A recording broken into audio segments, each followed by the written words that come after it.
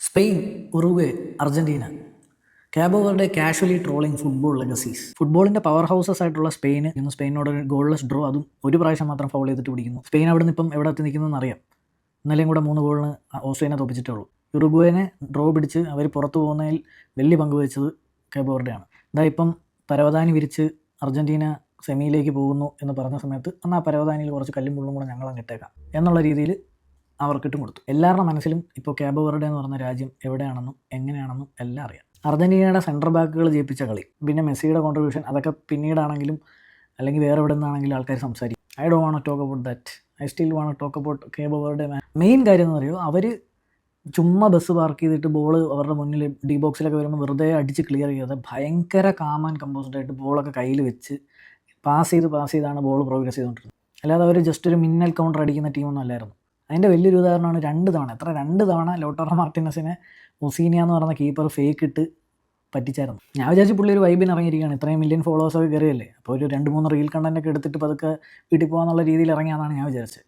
പക്ഷേ പിന്നീടാണ് മനസ്സിലായ ടീം മൊത്തത്തിൽ വൈബ് നിൽക്കുകയാണ്. അതായത് കാം കമ്പോസ്ഡ് ആയിട്ട് ബോളൊക്കെ പാസ് ചെയ്ത് ഒരു രക്ഷയില്ല. പാറ്റേൺ ഓഫ് പ്ലേ എന്നൊക്കെ പറഞ്ഞു കഴിഞ്ഞാൽ ബെറ്റർ ദാൻ പോർച്ചുഗൽ എന്ന് പറയാം. അർജന്റീന വേൾഡ് ചാമ്പ്യൻസ് ആണെന്ന് ആലോചിക്കണം.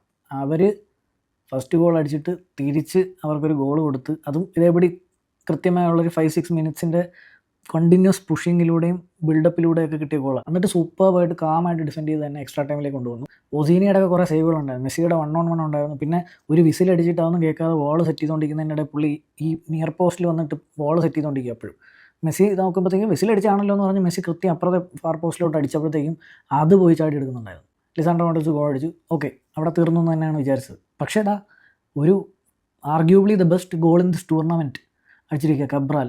വാട്ട് എ പ്ലെയർ, ഒരു രക്ഷയില്ല. എന്നിട്ട് അത് ഏകദേശം അതേ ആംഗിളിൽ നിന്ന് തന്നെ പുള്ളിക്ക് ഒരു ഫ്രീ കിക്ക് കൊടുത്ത് അത് മാർട്ടിനസ് സേവും ചെയ്തു. റൊമേറോയുടെ ഗോൾ കയറിയിട്ട് പോലും ഒരു അർജന്റീന ഫാനിന് പോലും ഉറപ്പൊന്നും ഉണ്ടായിരുന്നില്ല അവർ തിരിച്ചടിക്കില്ലായിരുന്നു. കാര്യം വീണ്ടും അവർ they kept on pushing and even the last minute ഒരു ചാൻസ് കിട്ടി, അത് കോണ്ടാക്റ്റ് കിട്ടിയില്ല. അല്ലായിരുന്നെങ്കിൽ അത് 3-3 ആയാണ്. ഏത് കുഞ്ഞു രാജ്യങ്ങൾ അല്ലെങ്കിൽ ഏത് കുഞ്ഞു ടീമുകൾ വലിയ ടീമുകളെ അടിക്കാൻ പോകണമെങ്കിലും ഫുട്ബോൾ ലെഗസി ഈസ് നത്തിങ്. ആ ദിവസത്തെ നിങ്ങളുടെ പാഷനാണ് എല്ലാം എന്ന് കാണിക്കുന്ന ഒരു ഇൻസ്പയറിംഗ് സ്റ്റോറി ആയിട്ടാണ് ഇനി മുതൽ കാബോ വെർഡെ അറിയപ്പെടാൻ പോകുന്നത്. അർജന്റീനയുടെ ഒറ്റ കാര്യം, അർജന്റീനയുടെ ഗ്രൂപ്പ് എന്ന് പറയുന്നത് ഓസ്ട്രിയ, അൾജീരിയ കയറി. ഓസ്ട്രിയ നല്ല ദയനീയമായിട്ട് തന്നെ ഒരു എഫേർട്ട് വിടാതെ തന്നെ സ്പെയിനിൻ്റെ കൂടെ തോറ്റു. സ്വിറ്റ്സർലൻഡ് ആണെങ്കിൽ അൾജീരിയ തോപ്പിക്കുകയും ചെയ്തു 2-0. ഇപ്പം ഞാനൊരു അർജന്റീന ഫാൻ ആണെങ്കിൽ ഞാൻ ആലോചിക്കും, ആ ഗ്രൂപ്പ് ഒരു ഗുണ്ട് ഗ്രൂപ്പായിരുന്നല്ലോ. അപ്പം ആക്ച്വലി കാബോ വെർഡെ ആണ് അർജന്റീനൻ ഡിഫൻസിനെ ഒന്ന് ടെസ്റ്റെങ്കിലും ചെയ്തത്.